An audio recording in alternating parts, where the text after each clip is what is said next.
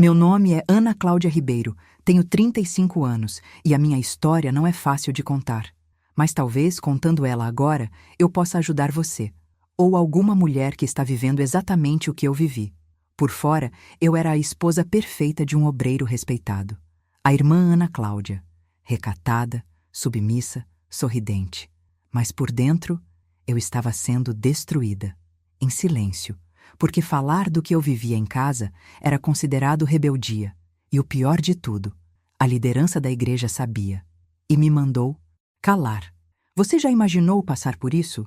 Estar presa em um casamento onde o amor virou abuso disfarçado de autoridade espiritual? Onde sua dor é ignorada e você ainda é responsabilizada por ela? Onde a igreja, que deveria ser refúgio, se transforma no lugar que mais te cobra silêncio? Foi exatamente isso que aconteceu comigo. Quando me casei, eu acreditava estar fazendo tudo certo, dentro da vontade de Deus. Esperei, orei, me guardei. Ele era visto como um exemplo de homem cristão. Trabalhava nos cultos, pregava sobre fidelidade, dava conselhos para casais. Enquanto isso, em casa, ele mentia, se ausentava, me deixava sozinha. E o mais cruel, me traía sem o menor temor, nem por mim, nem por Deus. E sabe o que eu fiz quando descobri tudo? Fui até o pastor. Sim, eu fui buscar ajuda onde imaginei que encontraria acolhimento, direção espiritual, consolo. Mas o que eu recebi foi julgamento. Uma voz serena, mas firme, me dizendo que eu precisava preservar o ministério do meu marido, que eu não deveria expor a situação. Que mulher sábia edifica sua casa, mesmo quando ela está em ruínas? Você consegue imaginar a dor de ouvir isso? O que você vai descobrir agora pode te deixar muito surpresa, porque essa história não é só sobre traição, ela é sobre silenciamento, sobre como tantas mulheres dentro das igrejas estão sendo ensinadas a suportar o insuportável em nome de uma fé mal interpretada. E o mais grave, como líderes que deveriam proteger, acabam compactuando com a destruição emocional e espiritual dessas mulheres. Fica comigo até o final, porque o que eu tenho para te contar é real, vivido, sofrido, mas também libertador. Essa história pode ser parecida com a sua, ou com a de alguém que você ama. Talvez você mesma esteja enfrentando algo parecido, mas ainda não consegue nomear. Talvez você ainda ache que a culpa é sua, que é falta de oração ou de sabedoria. Eu também pensei isso por muito tempo. Mas hoje, eu entendo que Deus nunca me chamou para viver calada. Nunca me mandou aceitar a infidelidade como prova de submissão. E que amor verdadeiro, inclusive o amor cristão, não machuca, não oprime, não aprisiona. Essa é só a primeira parte da minha história. E eu quero que você escute com atenção, porque a partir daqui, tudo começou a mudar. Eu o conheci quando ainda era bem nova, na época em que eu frequentava os cultos com os meus pais, numa igreja pequena do interior. Eu era uma adolescente cheia de sonhos, e ele era o rapaz mais respeitado do ministério. De louvor. Tocava teclado, era educado, tinha aquele jeito sereno que encantava todo mundo. As irmãs mais velhas viviam dizendo: "Esse aí vai ser um grande homem de Deus." E eu, com meu coração puro e minha fé cega, comecei a acreditar que talvez Deus tivesse mesmo separado ele para mim. A gente começou a se aproximar nas reuniões da juventude, sempre trocando versículos, conselhos espirituais, orações. Ele parecia conhecer a Bíblia de ponta a ponta. Eu me sentia pequena perto dele, mas ao mesmo tempo, segura, como se estar ao lado dele fosse uma extensão do meu chamado. É difícil explicar, mas na época eu achava que aquilo era propósito, que era conexão divina. Ele me olhava como quem via algo especial. Dizia que eu era diferente, que eu tinha luz, que Deus tinha algo grande reservado para nós dois. E eu acreditei. Nosso namoro foi rápido. Em menos de 3 meses, ele já falava em casamento. Dizia que era melhor não dar brecha, que se a gente já tinha certeza, não havia por que esperar. Eu, com 22 anos, nunca tinha namorado sério. Então aceitei tudo com a certeza de estar obedecendo à direção de Deus. A liderança da igreja também apoiava. Afinal, 2 jovens de oração, comprometidos com a obra, tudo parecia perfeito. O pedido foi simples: mas cheio de simbolismo. Ele me deu uma Bíblia com nossos nomes gravados na capa e marcou a página de Provérbios 18:22. Quem encontra uma esposa, acha o bem e alcança a benevolência do Senhor. Eu chorei de emoção. Me senti escolhida, abençoada, especial. Era o que toda mulher cristã sonha, né? Um casamento no altar, uma família unida pela fé, um homem temente a Deus como líder do lar. Nos casamos em menos de 1 ano. A cerimônia foi linda, repleta de louvores e lágrimas. Todo mundo falava que éramos o casal perfeito, o exemplo da juventude. Eu me esforcei para ser exatamente isso, a esposa virtuosa. Li livros cristãos sobre casamento, participei de congressos de mulheres, anotava cada pregação sobre submissão, fidelidade, sabedoria feminina. Eu queria acertar, queria ser uma mulher de valor. No começo, ele era doce. Orávamos juntos todas as noites. Jejuávamos pelas mesmas causas. Fazíamos planos de servir a Deus em missões, de ter filhos criados nos caminhos do Senhor. Eu acreditava que nossa união era mais do que um relacionamento, era uma missão. Eu dizia para mim mesma, Deus nos uniu por algo muito maior. Só que aos poucos as coisas começaram a mudar. E nem foi de repente, sabe? Foi sutil. Como? Um desvio pequeno que vai ficando cada vez mais distante do caminho certo. Ele começou a chegar mais tarde dos cultos. Dizia que estava ajudando a liderança, resolvendo problemas do ministério. Eu não desconfiava de nada. Pelo contrário, achava bonito o quanto ele se dedicava à obra. Eu me orgulhava dele. Mas algo no olhar dele foi ficando diferente. Ele já não me chamava mais para orar junto.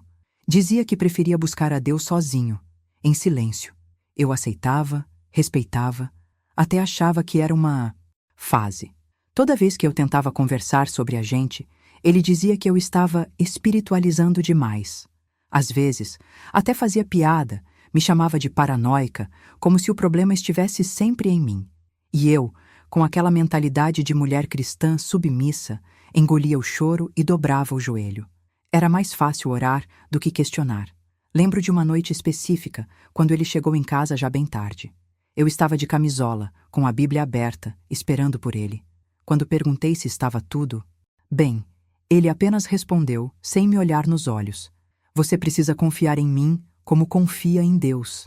Essas palavras ficaram martelando na minha cabeça por semanas.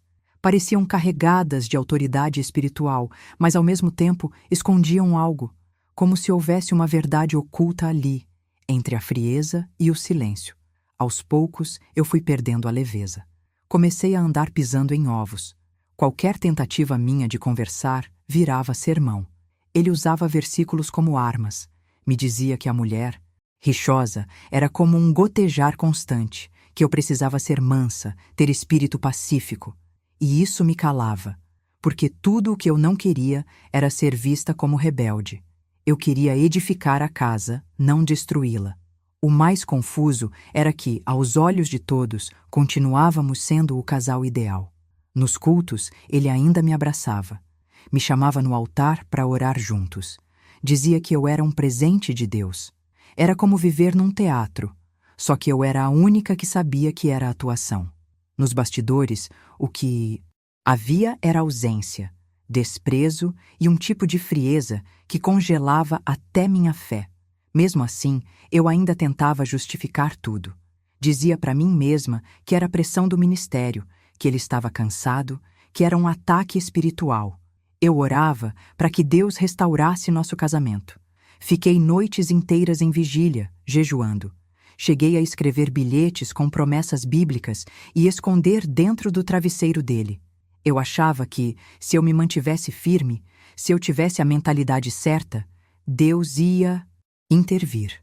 Mas a verdade é que, por mais que a fé mova montanhas, ela não encobre o que está errado. E por mais que a gente queira acreditar que o amor tudo suporta, ele não sobrevive onde não há verdade. A minha esperança ainda resistia, mas a minha paz estava desaparecendo. E foi nesse ponto da jornada que uma situação específica aconteceu. Algo tão claro, tão brutal, que desmoronou o pouco que ainda restava da minha ilusão. Foi numa noite qualquer, dessas em que tudo parece normal, ou pelo menos dentro do normal que eu já havia aprendido a aceitar. Ele estava no sofá, com o celular na mão, rindo de algo que, claramente, não era sobre mim. Eu, ali perto, dobrando roupa no silêncio de quem já se acostumou a ser ignorada. Não sei dizer por que exatamente fiz aquilo. Não sou do tipo desconfiada. Não era até então. Mas quando ele deixou o celular apoiado no braço do sofá para ir no banheiro, algo dentro de mim se acendeu. Um incômodo, um pressentimento, quase como se fosse um sussurro, que dizia: olha, o visor ainda estava aceso, e ali, sem precisar desbloquear, dava para ver parte da conversa. Um nome que eu nunca tinha ouvido antes. Um coração vermelho, uma frase que não deixava espaço para dúvida. Hoje foi perfeito, amor. Quando vamos repetir? Meu corpo inteiro gelou. Fiquei paralisada por alguns segundos, tentando respirar como se o ar tivesse ficado denso de repente. Aquilo não podia ser real. Não com ele. Não com o meu marido. Não com aquele que, diante da igreja, dizia que eu era a mulher da vida dele. Peguei o celular sem pensar duas vezes. Deslizei a tela. E ali estavam todas as provas que minha alma jamais quis ver. Conversas com datas, horários, fotos, declarações, risadas, vídeos. Ele tinha outra mulher. Tinha, talvez, outras. Mas aquela ali era constante, intensa, íntima de um jeito que eu não era mais havia muito tempo. Ela falava com naturalidade sobre encontros, sobre lugares onde estiveram, sobre noites em que ele dizia estar na vigília. E o mais doído era perceber que ele a tratava com uma ternura que eu já nem lembrava mais como era. Senti meu coração bater no pescoço. Minhas mãos tremiam, mas eu continuei lendo. Parte de mim não conseguia parar. Era como se meu cérebro precisasse confirmar cada detalhe para entender que aquilo realmente estava acontecendo.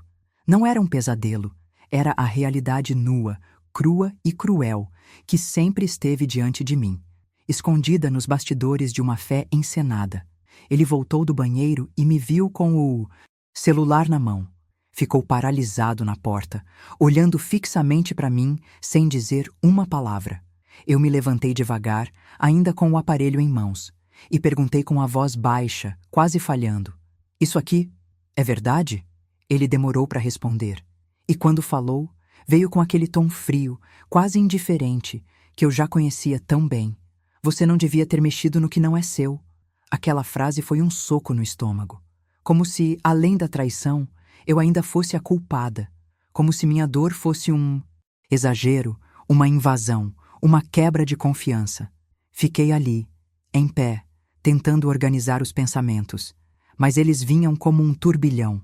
Raiva, decepção, vergonha, um sentimento de humilhação tão profundo que me fez querer desaparecer. E mesmo assim, por alguma razão que só hoje eu entendo, eu não gritei, não chorei na frente dele, apenas respirei fundo e me tranquei no quarto. Naquela noite, eu não dormi. Fiquei com os olhos fixos no teto, revendo cada detalhe da nossa história. As orações que fiz por ele, os jejuns, as palavras que ele usava no púlpito, pregando sobre fidelidade, sobre honra no casamento, e ao mesmo tempo me vendo naquele lugar de invisibilidade, onde nada disso tinha valido de verdade.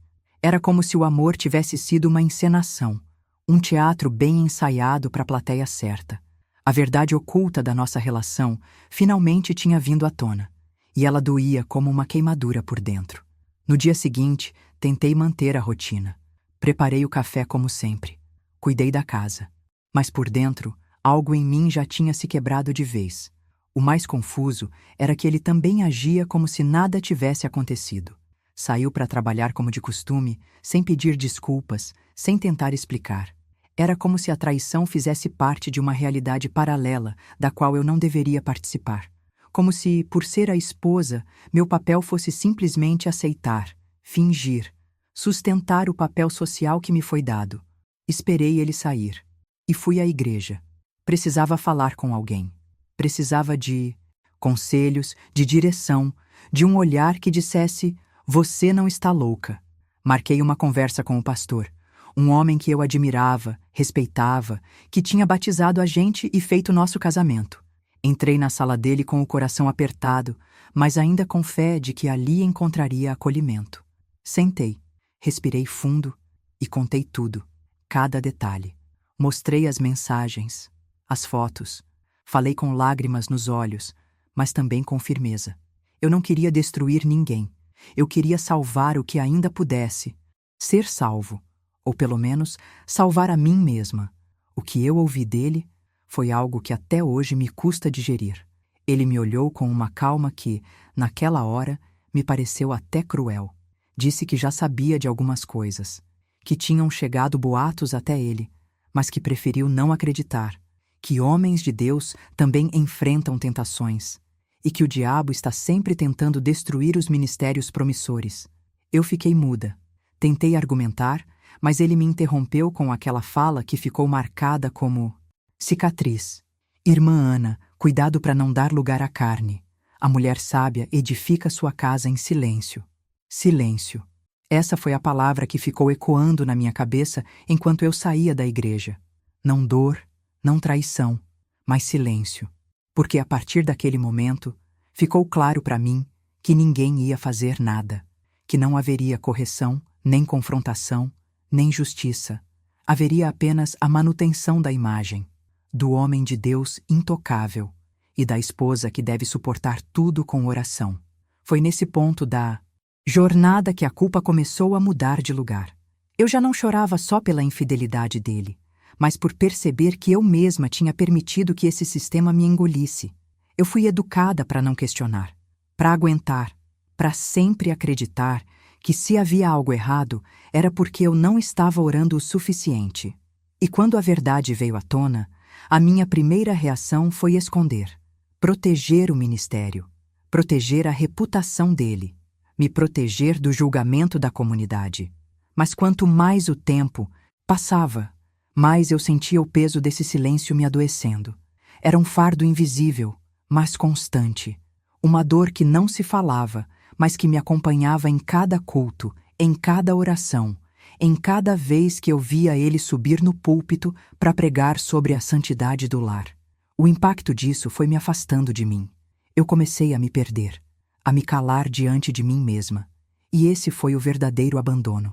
Fiquei meses convivendo com aquilo, sentando no mesmo banco, cantando os mesmos hinos, sorrindo com as mesmas pessoas, enquanto por dentro eu só queria gritar. Eu via o rosto das outras mulheres da igreja e me perguntava quantas delas também estavam ali, feridas e silenciosas. Quantas viviam as mesmas mentiras. Quantas tinham entregado tudo por um ideal que nunca existiu de verdade. Quantas estavam presas em um casamento onde a fé virou prisão. O mais contraditório de tudo era que, mesmo ferida, eu ainda amava Deus. Ainda queria servi-lo. Mas comecei a entender que amor por Deus não é o mesmo. Que tolerância ao abuso. Que submissão não é sinônimo de omissão. E que santidade nunca deve ser desculpa para esconder o pecado de ninguém, nem mesmo de quem está no altar. A partir daí, minha mentalidade começou a mudar. Não da noite para o dia. Foi um processo, uma jornada feita de muitos silêncios internos que finalmente começaram a ser escutados. Eu precisava entender quem eu era fora daquela imagem construída. Precisava me lembrar do que significava ser filha de Deus antes de ser esposa de alguém. E tudo isso só foi possível quando uma revelação mais profunda me atingiu de forma inesperada. Quando em um dia, eu, sentada naquela cadeira de plástico, atrás da cortina da sala pastoral, eu ainda tinha um fio de esperança. Era como se, mesmo depois de tudo, eu estivesse segurando o último pedaço de corda. Um pedaço feito de fé, de confiança nos líderes que por tantos anos eu chamei de pais espirituais. Eu não fui buscar vingança, nem escândalo. Fui buscar orientação, um ombro, um gesto de humanidade. Fui como quem vai à fonte pedindo um gole de compaixão. Só que, em vez de água viva, recebi pedras. O pastor ouviu meu relato em silêncio, com aquela expressão que mistura tédio e diplomacia. Nenhuma interjeição, nenhum sinto muito. E quando eu terminei, ainda com os olhos vermelhos e o rosto marcado pela angústia, ele apenas suspirou e disse, num tom quase técnico: Irmã Ana, Cuidado para não destruir o ministério dele. Seja sábia. Ore mais e fale menos. Na hora, meu corpo inteiro pareceu gelar. Aquele não era um conselho espiritual. Era um comando, uma ordem de silêncio travestida de espiritualidade. E não veio só dele. Uma das mulheres da liderança, que eu sempre admirei, reforçou: você está passando por um teste. O inimigo quer ver seu lar destruído. Não dê brecha. Ouvi isso como quem apanha com palavras. Eu não estava ali sendo acolhida. Estava sendo responsabilizada pela dor que alguém causou em mim. Estava, de forma sutil, sendo acusada de ser fraca, na fé, por não conseguir carregar aquele fardo com um sorriso no rosto. É muito difícil explicar o que acontece dentro de uma mulher que, mesmo ferida, se vê obrigada a sustentar uma aparência de força. É como caminhar sobre brasas com um véu de seda nos olhos. Você sente tudo, mas não pode demonstrar. O silêncio vira uma prisão. A espiritualização da dor impede que você grite. E o medo de ser vista como rebelde, ingrata, carnal, faz com que você siga sorrindo em cultos, cantando louvores com a voz embargada e dizendo amém para sermões que te atravessam como lâminas. Os bastidores da fé são, muitas vezes, mais duros do que o mundo que tanto criticamos. Ali dentro, o julgamento é silencioso e revestido de santidade. Quando eu caminhava pelos corredores da igreja depois daquela conversa, já conseguia perceber os olhares, os cochichos, as perguntas disfarçadas de intercessão. Era como se a verdade oculta da minha dor tivesse se tornado um rumor, mas não para gerar empatia. Era para me colocar num lugar de vigilância, como se, a qualquer deslize, eu fosse a Jezabel da vez. Eu passei a me perguntar, por que, para proteger o ministério de um homem, o sofrimento de uma mulher precisa ser abafado? Por que o adultério de um líder espiritual é relativizado, enquanto o choro da esposa vira falta de sabedoria? Que estrutura é essa que se diz baseada no amor, mas não se permite olhar no olho de quem está sendo ferido? A cada resposta que eu buscava, encontrava mais muros. Disseram que era meu dever interceder por ele, jejuar em favor da libertação do meu marido. Sugeriram até que eu fizesse uma campanha de 7 semanas com o propósito de restaurar a aliança. Mas ninguém, absolutamente ninguém, olhou para mim como uma pessoa em frangalhos. Me trataram como se eu fosse parte de um protocolo, uma engrenagem que deveria continuar girando, mesmo quebrada. Comecei a sentir que minha dor era incômoda demais para aquela comunidade, que minha vulnerabilidade era um risco para a estrutura que todo mundo preferia manter. Era mais fácil me calar do que mexer na verdade oculta que sustentava muitas outras histórias ali dentro. Porque, no fundo, o que me aconteceu não era um caso isolado. Era parte de uma mentalidade que ainda prende muitas mulheres num modelo de submissão onde a fé serve como escudo para manter o controle. E foi nesse momento que um conflito começou a nascer dentro de mim. Não contra Deus, mas contra aquilo que estavam fazendo com o nome dele. Comecei a revisar cada frase dita em púlpito, cada estudo sobre casamento, cada conselho dado a mulheres feridas. Comecei a perceber que havia algo muito distorcido naquela lógica que culpava a mulher por tudo que o homem fazia, que chamava de honra o silêncio imposto, que chamava de espiritualidade a anulação de si mesma. Esse choque de consciência me tirou o chão. Porque quando você começa a enxergar as rachaduras da estrutura que você sempre considerou sagrada, a dor se transforma. Ela deixa de ser apenas pessoal. Ela ganha camadas. Você começa a perceber o impacto coletivo daquele padrão. Eu não era só Ana, 35 anos, esposa traída. Eu era mais uma entre tantas que passaram pelo mesmo script, mas em silêncio. Comecei a me lembrar de conversas antigas com mulheres mais velhas da igreja. Frases soltas que agora faziam sentido. A gente ora e suporta, irmã. Homem é assim mesmo. O importante é não dar escândalo. Melhor casada com ele do que sozinha no mundo. A mentalidade por trás dessas frases não é apenas antiquada. É perigosa. Ela destrói identidades. Ela enfraquece a autoestima da mulher em nome de uma suposta fé que nunca foi assim nos olhos de Jesus. porque quando ele encontrou a mulher samaritana, ele não mandou ela calar, ele conversou com ela. Quando trouxeram a mulher adúltera, ele a defendeu. Quando Marta e Maria choraram, ele chorou com elas. O Cristo que eu conheci nos evangelhos era profundamente empático, mas o Cristo apresentado por alguns púlpitos era cúmplice do silêncio. Eu precisava reaprender o que era espiritualidade de verdade, não aquela baseada em regras, cargos ou aparência, mas a espiritualidade que cuida da alma, que olha nos olhos, que não se assusta com as feridas. E isso me levou a uma jornada mais profunda do que qualquer outra que eu já tinha feito. Uma jornada de transformação, da mente, do coração, da fé. Eu precisava fazer perguntas que me disseram durante anos que eram perigosas. Eu precisava tirar o véu da obediência cega e começar a olhar para mim como alguém que também era digna de cuidado, de justiça, de voz. Foi nesse período que comecei a escrever. Coisas simples, desabafos.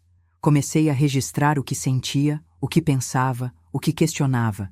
E nesse processo, percebi o quanto minha identidade tinha sido moldada por aquilo que esperavam de mim, e não pelo que eu realmente era.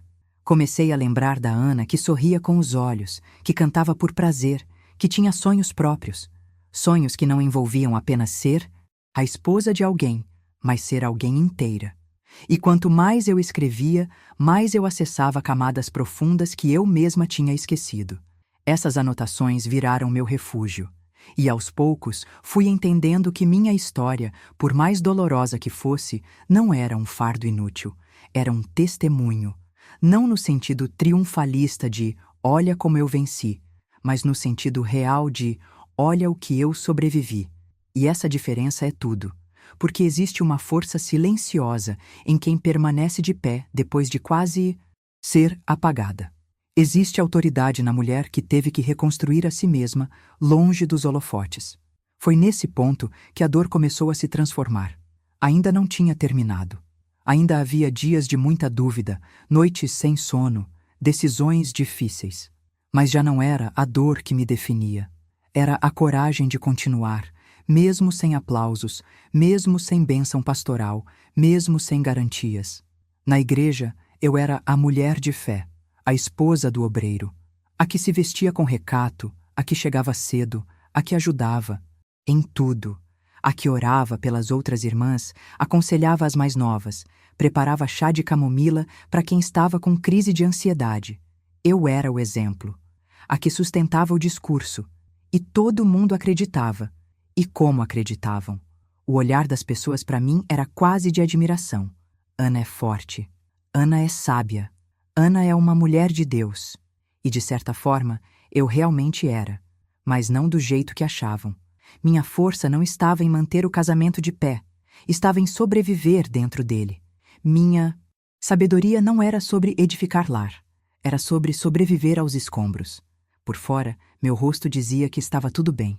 O vestido bem passado, o coque no cabelo, a Bíblia na mão, o sorriso ensaiado, o amém no tempo certo. Mas por dentro eu estava sempre segurando os cacos. E nem sempre dava tempo de juntar todos antes de sair de casa. Quantas vezes eu chorei no banheiro, ajoelhada no piso gelado, sussurrando para Deus que não aguentava mais. E meia hora depois, estava no culto, com as mãos levantadas, sendo chamada para orar por alguém. Era como viver dois mundos, o mundo do púlpito e o mundo do travesseiro molhado. E entre esses dois mundos havia um abismo chamado silêncio. Porque para manter tudo de pé, eu precisei calar. E esse calar não foi só sobre esconder o que ele fez, foi principalmente sobre me esconder. Esconder a tristeza, esconder o cansaço, esconder a raiva que muitas vezes me consumia em ondas que vinham e voltavam. Esconder a vontade de gritar que eu não aguentava mais. Esconder que eu já não sabia mais onde terminava o esposa e começava a mulher. Se é que ainda existia alguma mulher ali. Comecei a evitar o espelho. Literalmente. Não era só vaidade. Era porque meu rosto me incomodava. Me olhava e não me reconhecia. Tinha algo nos meus olhos. Um cansaço, uma opacidade que me assustava. E ao mesmo tempo, eu seguia, porque a pressão para proteger a imagem dele era constante. Vinha em forma de olhares, de indiretas, de conselhos espirituais. Era como se todo o peso da reputação dele estivesse nas minhas costas. E se eu falasse, tudo desmoronaria. Não a verdade, mas o castelo de aparência. O mais cruel é que, com o tempo, até eu mesma comecei a acreditar nisso. Comecei a pensar que talvez fosse melhor assim. Que se eu aguentasse mais um pouco, Deus faria um milagre. Que se eu me calasse o suficiente, as coisas se resolveriam. Essa mentalidade me aprisionou de um jeito sutil, porque ela não vem como opressão direta. Ela vem como culpa disfarçada de virtude.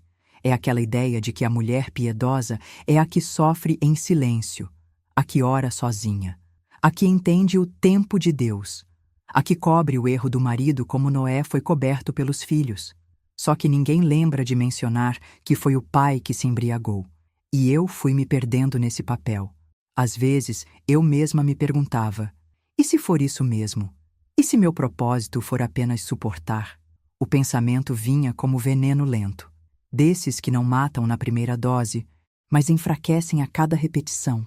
E quanto mais eu me calava, mais pesada eu ficava. O silêncio me engolia por dentro. Tinha dias que eu sentia o peso dele nos ombros, nas costas, no peito. Era como se eu estivesse carregando uma mala invisível cheia de tudo o que eu não podia dizer. E essa mala ia ficando cada vez mais cheia. Tinha dias que eu me pegava ensaiando conversas sozinha. Em frente ao espelho, de madrugada, quando a casa estava em silêncio, eu falava como se estivesse explicando para alguém tudo o que eu sentia.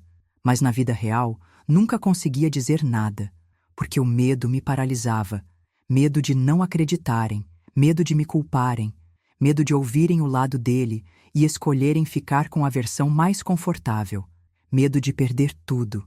A igreja, os amigos, os poucos lugares onde ainda me sentia vista, porque no fundo, a gente sabe que quando uma mulher quebra o silêncio, nem sempre a verdade vem acompanhada de acolhimento.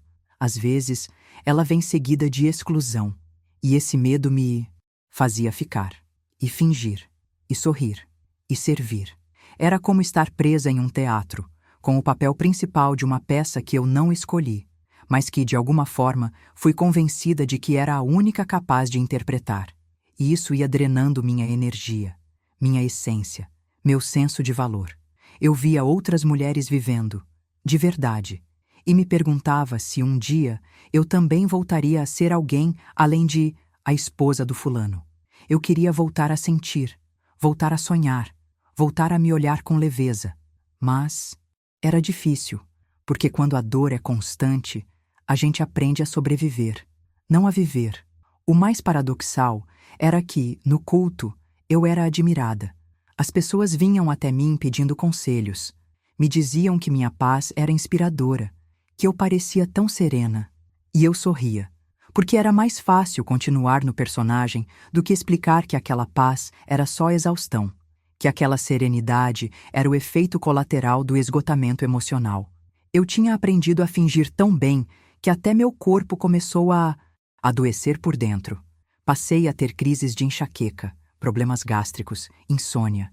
O corpo gritava o que minha boca não podia dizer.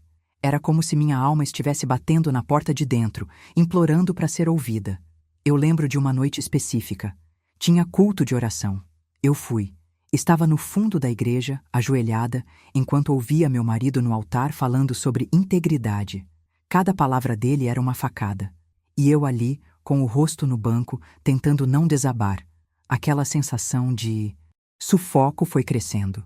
Comecei a sentir o coração acelerar. As mãos suavam. E, de repente, eu não consegui mais ficar.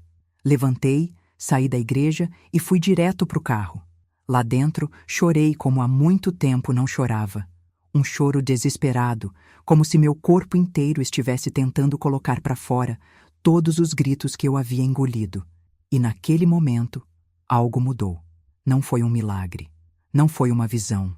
Foi uma decisão. Uma decisão silenciosa, mas firme. Eu não queria mais viver assim. Não.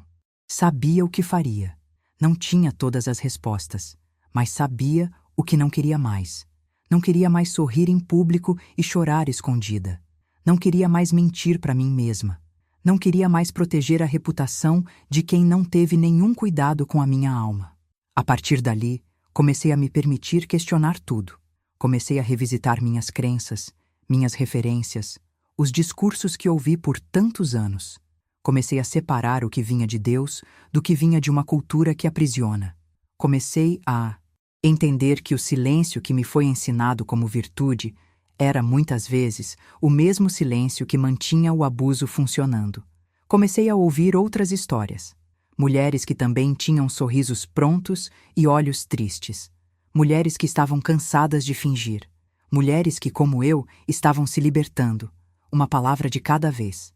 A verdade é que, quando você começa a se escutar de verdade, não tem mais como ficar sem se escutar. Algo se quebra, algo se abre, e não dá mais para voltar para o mesmo lugar.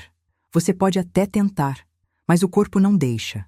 A alma grita, a consciência se incomoda, a máscara começa a pesar demais. E foi exatamente isso que aconteceu comigo. Não dava mais para viver entre o que eu sentia e o que eu mostrava. Era como tentar manter uma represa trincada com fita adesiva. E foi nesse ponto que algo inesperado aconteceu. Algo que mexeu com tudo.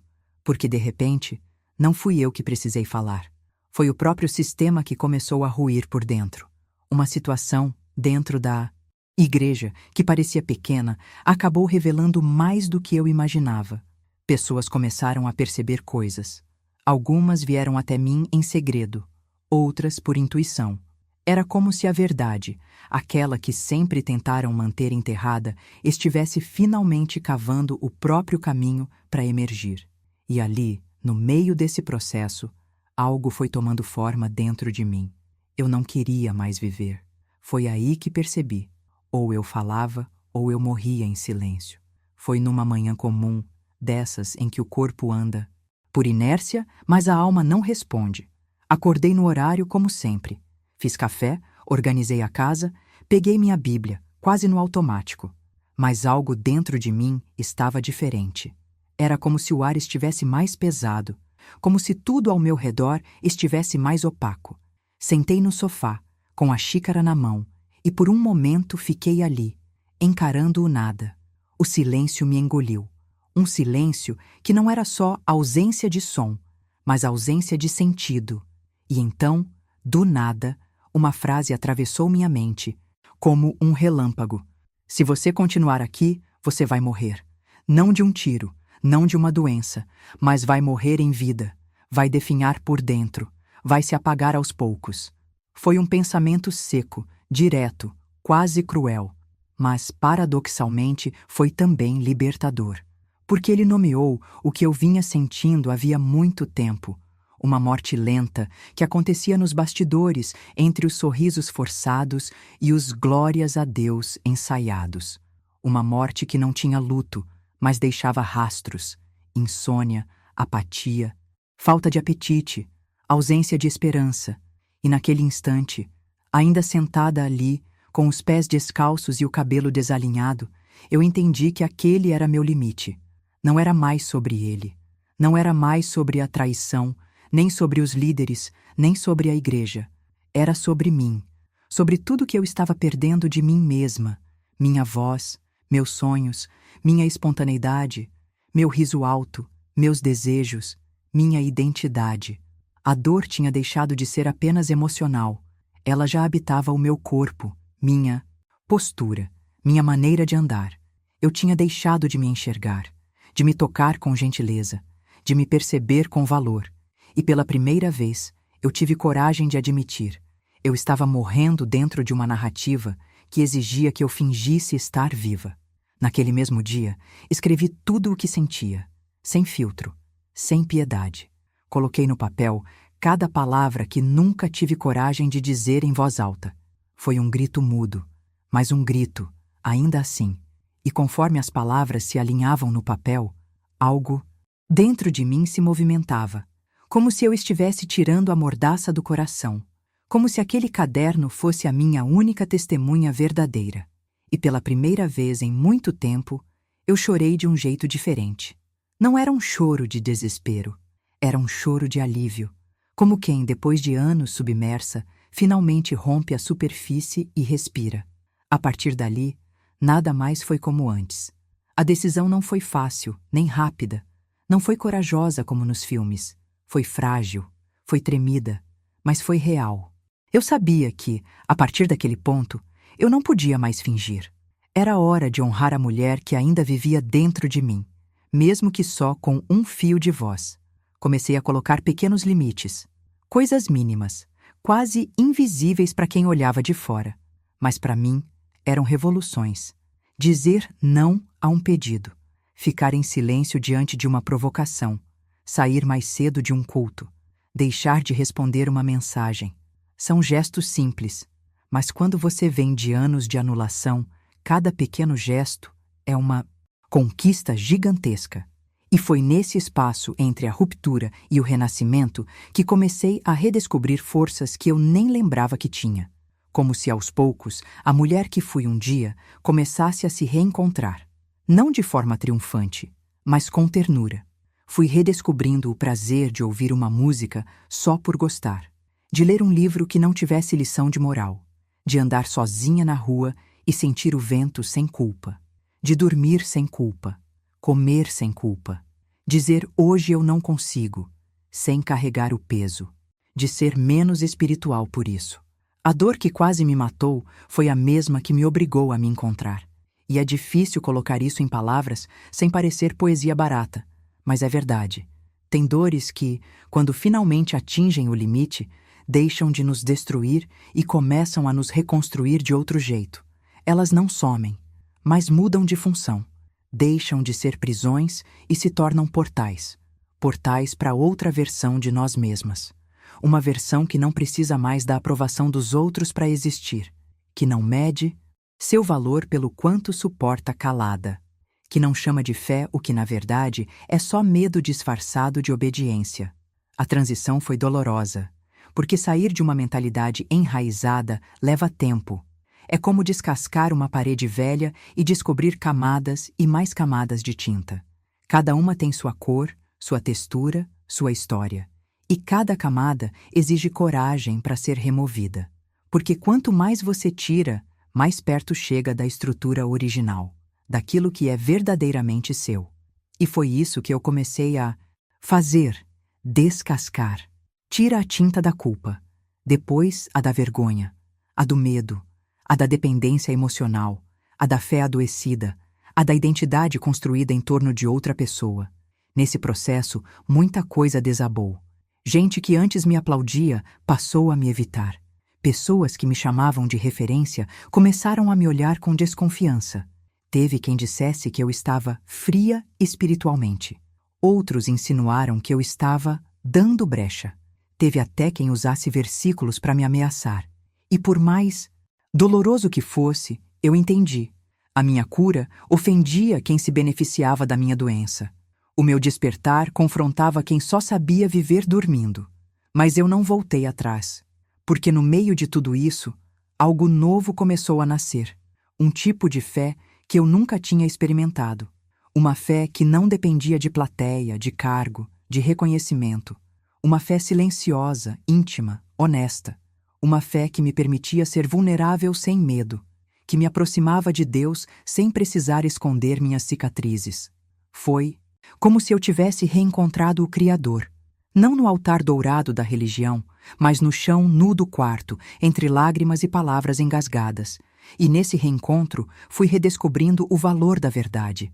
Não aquela verdade manipulada por interesses, mas a verdade que liberta, que ilumina os bastidores, que revela os lugares sombrios da alma, que desmantela estruturas doentias, que desarma discursos prontos e, principalmente, a verdade que dá nome às coisas, porque durante muito tempo o que mais me feriu não foi a dor em si, mas o fato de não poder chamá-la pelo nome.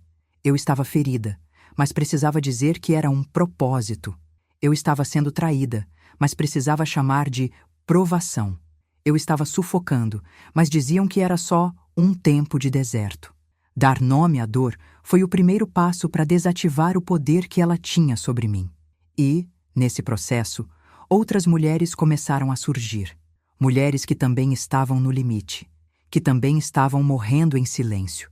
Elas me encontraram por caminhos inesperados. Uma conversa, uma mensagem, um texto. E quando me contavam suas histórias, era como ouvir a minha em outro tom. Mudava o cenário, o personagem, o detalhe. Mas a essência era a mesma. A mesma estrutura, a mesma prisão, o mesmo grito engolido. Foi aí que entendi.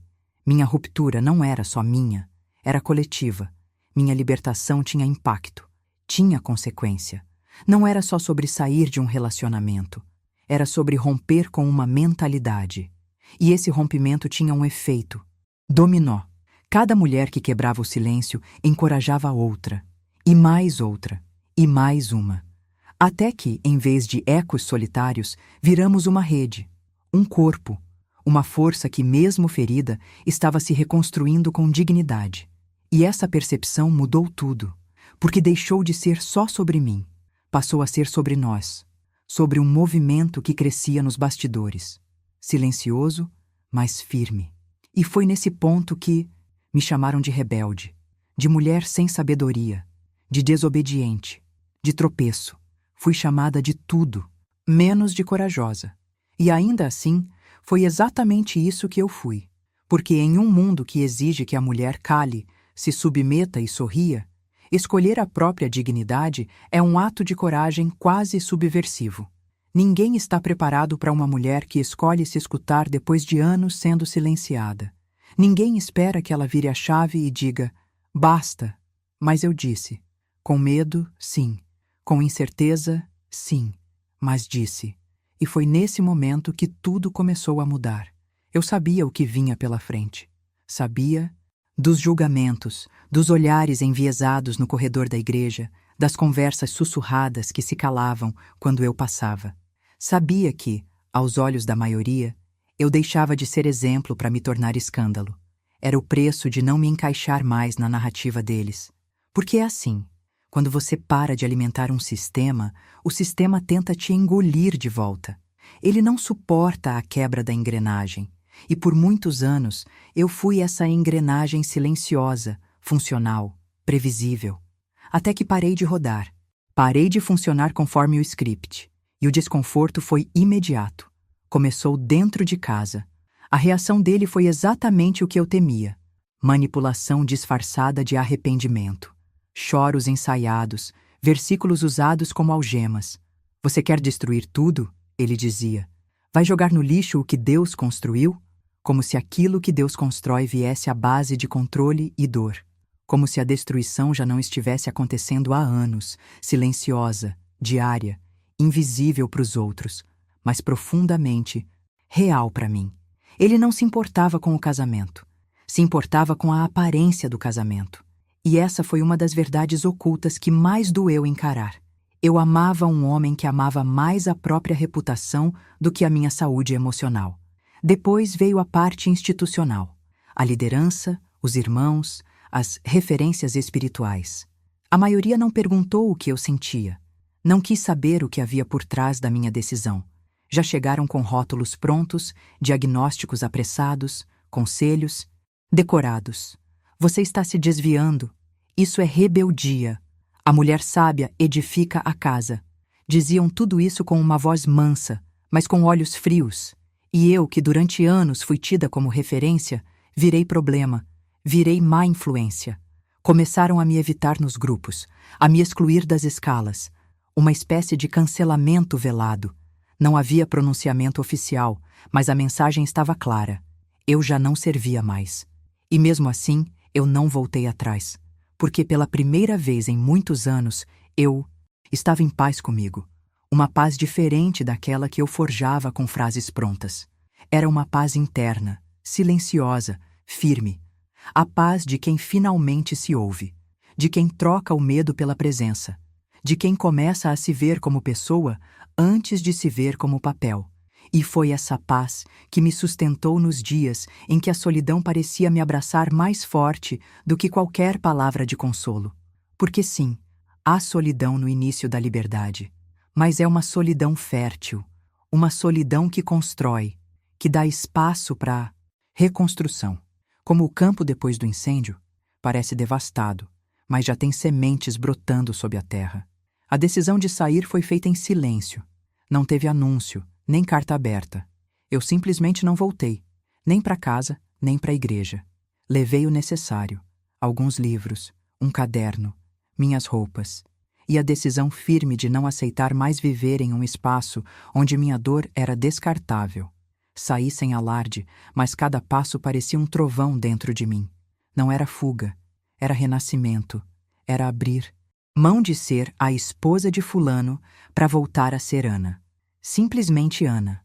Uma mulher que não tinha todas as respostas, mas que finalmente tinha perguntas próprias. Me instalei por uns tempos na casa de uma amiga. Uma dessas raras mulheres que não perguntou por que eu demorei tanto, mas me recebeu com silêncio e chá quente. O tipo de acolhimento que não precisa de explicação, só de presença. Ali, entre caixas improvisadas e noites insones, comecei a entender que sair não era o fim. Era só o começo. De outra jornada. Uma jornada sem roteiro, sem holofotes, mas com verdade, com presença, com reconstrução. A maior transformação que vivi não foi física nem social, foi mental. Foi na forma como comecei a me enxergar, como deixei de pedir desculpas por existir, como deixei de achar que precisava merecer cuidado, afeto, respeito. Aprendi a me dar esses presentes sozinha, a olhar para o espelho e ver uma mulher inteira, mesmo em pedaços. Uma mulher que, mesmo tremendo, caminhava, que, mesmo julgada, seguia. Porque quando você escolhe sua dignidade, perde muita coisa, mas ganha algo que ninguém pode tirar: autoridade pessoal. Essa autoridade não vem com título, nem com status, vem com decisões, com posturas, com a coragem de sair de uma estrutura onde você era a sombra de si mesma para se tornar protagonista da sua própria história. E essa mudança de mentalidade impacta tudo. Impacta a forma como você conversa, como você se posiciona, como você sonha, como você ama. Eu me redescobri e, nesse processo, aprendi a não implorar por espaço onde só me aceitavam se eu estivesse diminuída. Claro que nem todo mundo entendeu. Alguns disseram que eu me perdi, que me deixei levar pelo espírito do mundo. Outros tentaram me trazer de volta com promessas de restauração. Mas eu sabia. O que eles chamavam de restauração era apenas a volta ao padrão anterior. Era como pintar uma parede mofada sem tratar a infiltração. E eu não queria mais viver de maquiagem emocional, de encenações espirituais. Eu queria raiz, verdade, sentido. Passei a ver a fé com outros olhos. A espiritualidade deixou de ser um lugar de cobrança e passou a ser um lugar de encontro. Um lugar onde eu podia sentar com Deus sem precisar me explicar, sem performance. Onde eu podia só existir e isso já era suficiente. Comecei a orar de um jeito novo, um jeito sem filtros, do tipo que não repete versículos, mas solta suspiros, do tipo que não finge força, mas entrega fraqueza. E, estranhamente, foi ali que me senti mais forte do que nunca. Essa nova versão de mim exigiu escolhas, algumas dolorosas, outras libertadoras. Precisei desapegar de vínculos que só existiam porque eu fingia. Precisei aprender a suportar o desconforto de ser mal interpretada, a conviver com a ideia de que nem todo mundo vai entender a sua virada de chave. Mas tudo isso foi parte do processo, porque não existe transformação sem ruptura. Não existe recomeço sem despedida. E eu precisei me despedir de muita coisa, de algumas crenças, de certas expectativas, de vínculos que me prendiam mais do que me construíam. Com o tempo, fui reconstruindo meu espaço. Não mais um altar cheio de aplausos, mas um chão firme onde eu pudesse andar com verdade. Troquei a liturgia do controle pela leveza da presença. Comecei a me permitir sentir prazer nas coisas simples. Um café sem pressa, um banho demorado, uma noite sem culpa. Redescobri a beleza do cotidiano, aquilo que antes passava despercebido enquanto eu vivia correndo atrás da aprovação dos outros. E, nesse novo lugar, comecei a atrair outros olhares. Gente que também estava em busca de sentido, que também carregava feridas parecidas. Não demorou muito e percebi. Minha história, que por tanto tempo eu tentei esconder, Tinha impacto, não por ser espetacular, mas por ser real. Gente começou a me procurar, para ouvir, para falar, para dizer, eu também. E isso foi criando uma rede invisível de coragem, como se, ao nomear a minha dor, eu estivesse abrindo espaço para que outras pudessem fazer o mesmo. É curioso perceber como, quando você decide sair de um sistema opressor, o próprio sistema tenta se reorganizar para te apagar. Mas, em vez disso, você se torna referência. Não aquela antiga, construída no sofrimento silencioso, mas uma nova, forjada na coragem de recomeçar. E é aí que a verdadeira transformação acontece. Quando sua existência passa a ser testemunho, não de perfeição, mas de reconstrução. E mesmo com todas as perdas, mesmo com as noites difíceis, com as dúvidas, com os recomeços do zero, eu não voltaria atrás. Porque pela primeira vez em muito tempo eu estou vivendo de verdade.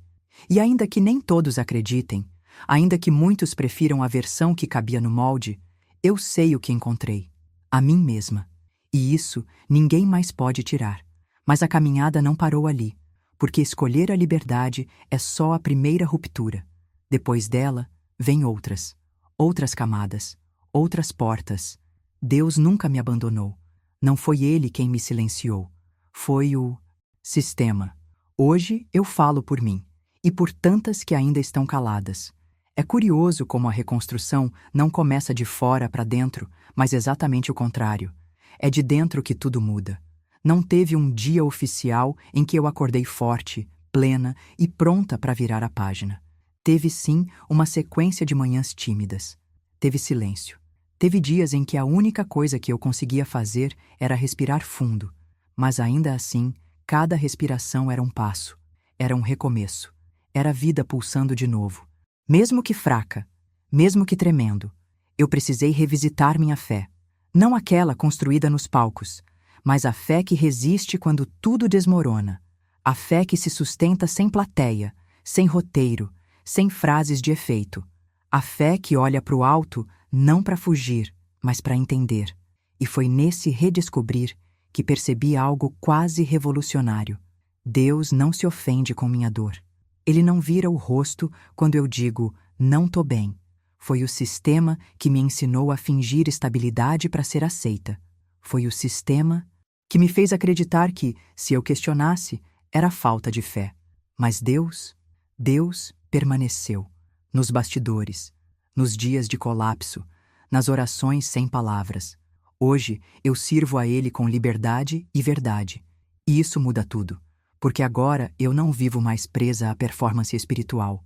Eu oro sem pressa, sem roteiro, sem aquela culpa que antes me perseguia quando eu não acordava às 5 da manhã para buscar. Hoje, buscar a Deus não tem horário, não tem formato, não tem prova de fogo. Tem presença. Tem sinceridade.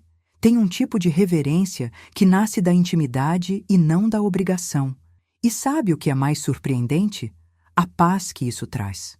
Uma paz que não depende de resposta imediata, de direção pronta, de profecia no culto. É uma paz que me diz: você pode simplesmente existir aqui, comigo, do jeito que está. Claro, nem tudo é leve o tempo todo. A reconstrução é cheia de camadas. É como uma casa antiga sendo restaurada aos poucos. Você troca uma janela, reforça o alicerce, descobre infiltrações escondidas. E cada parte exige atenção. Eu precisei encarar medos profundos, medos que vinham de uma mentalidade moldada para agradar, para servir, para nunca incomodar. Eu precisei aprender a dizer não, sem me sentir egoísta, a me colocar como prioridade, sem me acusar de orgulho. Coisas pequenas, mas que exigem um realinhamento interno, um tipo de coragem que ninguém aplaude, porque ela acontece nos bastidores. Na conversa que você tem com o espelho, no jeito como você se trata, quando erra, no tom que você usa consigo mesma. A verdade oculta que poucos falam é que reconstruir-se exige desapego. E não falo só de lugares, de pessoas ou de rotinas. Falo de identidade. Eu precisei me desapegar da imagem que tinham de mim. Aquela mulher de Deus que todos elogiavam, mas que por dentro já não se reconhecia. Foi duro admitir. Parte daquela imagem era só fachada.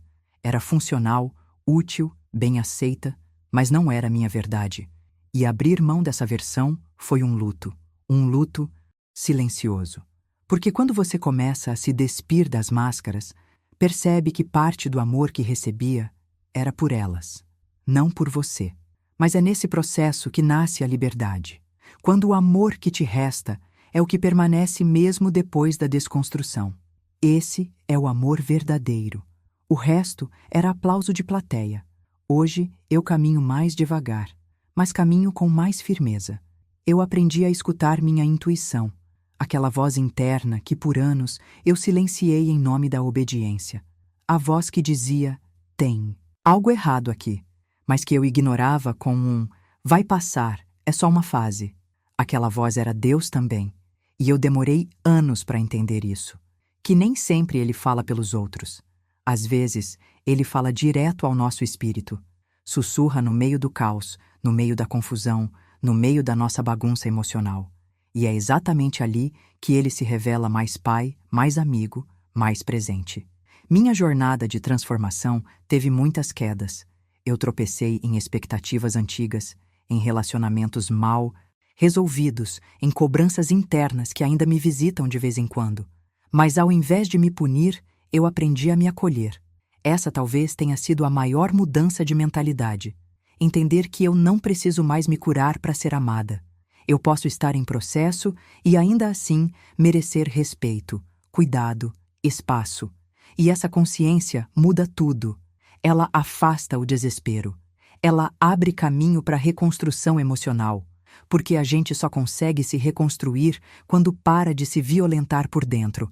A espiritualidade, para mim, virou um lugar de refúgio e não de cobrança. Um espaço onde posso trazer minhas questões mais sombrias, minhas contradições, minhas cicatrizes, e ainda assim ser recebida. Hoje, não é mais sobre provar que tenho fé. É sobre viver essa fé no cotidiano, nas pequenas decisões, na forma como lido comigo e com os outros. É uma espiritualidade encarnada, presente, real, que me ensina mais sobre empatia do que sobre dogma, mais sobre conexão do que sobre liturgia. E, curiosamente, é justamente essa fé sem maquiagem que mais tem impactado outras pessoas, porque a verdade tem impacto. Ela alcança, ela liberta, mesmo que venha de forma crua, imperfeita, sem moldura. Nesse novo tempo, descobri o valor do silêncio, não aquele que me silenciava, mas o silêncio escolhido. O silêncio que me ajuda a ouvir, que me reconecta, que me organiza por dentro. Descobri também o valor do corpo. Sim, o corpo. Esse que, por tanto tempo, me ensinaram a ignorar. Eu aprendi a escutá-lo, a respeitar seus limites, a sentir prazer nas pequenas coisas. Um banho quente, uma caminhada sem destino, uma dança sozinha no quarto. A liberdade também mora nessas coisas. E foi nelas que encontrei partes de mim que eu nem lembrava mais que existiam.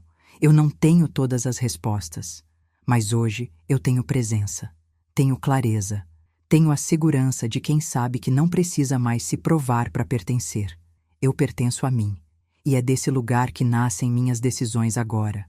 Não mais para agradar, não mais para manter uma imagem, mas para construir uma vida que faça sentido. Uma vida com verdade, com propósito real. E propósito, aprendi, não tem a ver com cargo, com púlpito ou com reconhecimento. Tem a ver com impacto silencioso, com as pequenas sementes que a gente planta em quem cruza nosso caminho, com o jeito como a gente escolhe existir, mesmo depois de tudo. E o mais bonito de tudo é perceber que nesse processo outras mulheres começaram a florescer também. Aquelas que um dia me viram como exemplo e que agora me veem como humana. Isso criou uma ponte nova, uma conexão baseada na verdade e não na performance. Mulheres que antes se calavam começaram a compartilhar, a se posicionar, a fazer perguntas incômodas, a nomear suas dores. E isso, para mim, é revolução. Uma revolução silenciosa, sim, mas que vai corroendo estruturas antigas, desgastadas, disfuncionais. porque não dá mais para continuar vivendo em função de uma versão idealizada que nos adoece. A transformação começa quando a gente diz: eu não aceito mais isso. E mesmo que ainda haja dias difíceis, e eles existem, eu sei que não estou mais presa. Hoje, eu sei que posso me reinventar quantas vezes forem necessárias, que minha história não está manchada, está viva, cheia de curvas, de capítulos difíceis, de reviravoltas, mas viva. E é essa vida pulsando de novo que me faz seguir, um dia após o outro, um passo de cada vez, sempre em direção àquilo que faz sentido.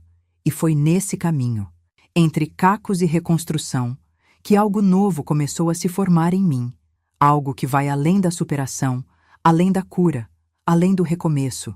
A transformação verdadeira tem a ver com consciência, e a consciência dói. Ela desmonta nossas justificativas, nossos mecanismos de defesa, nossos discursos ensaiados. Mas também é ela que cura, que realinha, que nos devolve o direito de existir por inteiro. E foi por meio dela que eu comecei a reconstruir meus vínculos. Escolhi andar com gente que não precisa me ver forte o tempo todo. Gente que entende que espiritualidade não é sobre perfeição, mas sobre presença. Gente que respeita limites, que acolhe dúvidas, que não se assusta com minha humanidade. Essa nova comunidade, ainda que pequena, ainda que espalhada, foi essencial no meu processo. Porque é muito diferente caminhar com pessoas que validam sua jornada do que com aquelas que só querem te manter no mesmo molde. E não falo só de igreja ou liderança, falo da vida, do trabalho, da rede de apoio emocional. Quando você muda por dentro, seu redor muda também. Algumas pessoas se afastam, e isso dói. Outras se aproximam, e isso cura. Você começa a atrair quem está no mesmo compasso de transformação.